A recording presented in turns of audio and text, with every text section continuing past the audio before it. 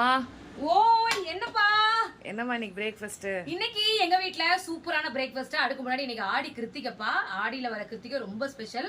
குழந்தை வரம் வேணும்ன்றவங்க எல்லாம் கண்டிப்பா விரதம் இருந்து சாயங்காலம் வந்து வெற்றிலை தீபம் போட்டு முருகரை வேண்டிக்கோங்க.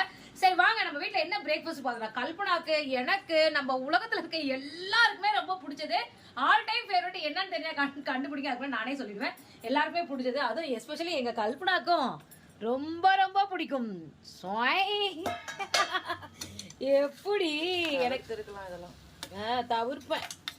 கல்பனா உப்புமா, அது கோதுமை ரவை உப்புமாங்க நேற்று வாங்கின நல்ல டிமார்ட்ல. எனக்கு இந்த மாதிரி கொடுமையிலே கொடுமை கோதுமை ரவை உப்புமா வேற. அதான் எனக்கு இந்த மாதிரி கன்சிஸ்டன்சில இருந்தாதான் எனக்கு பிடிக்கும். எனக்கு இந்த மாதிரி கன்சிஸ்டன்சில இருந்தாதான் பிடிக்கும் உப்புமா.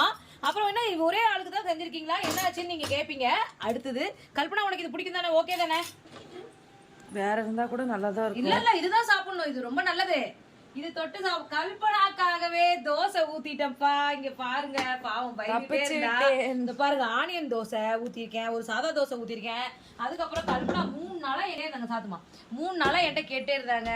இது வந்து பாத்தீங்கன்னா இது கிர்னி பழம், ஐ மீன் என்ன பழம் இது, முலாம்பழம். 3 நாளா கேட்டாங்க. காலையில கல்பனாக்காக சர்ப்ரைஸா முலாம்பழம் ஜூஸ், தோசை, சட்னி. அவ எங்க பயந்துகிட்டே இருப்பா, அம்மா எங்க உப்புமாவை போட்டு தள்ளிடுவாளோன்னு நினைச்சிட்டு. நான் வேற 2வது தடவை கேட்டாமா, உண்மையா உப்புமா தான் பண்றியாமா கேட்டா. நான் தான் அவளுக்கு தோசை ஊத்தி கொடுத்தேன். எங்க வீட்ல காலைல பிரேக்ஃபாஸ்ட் இதுதான்ப்பா. உங்க வீட்ல என்ன பிரேக்ஃபாஸ்ட் சொல்லுங்க, வாங்க சாப்பிடலாம்.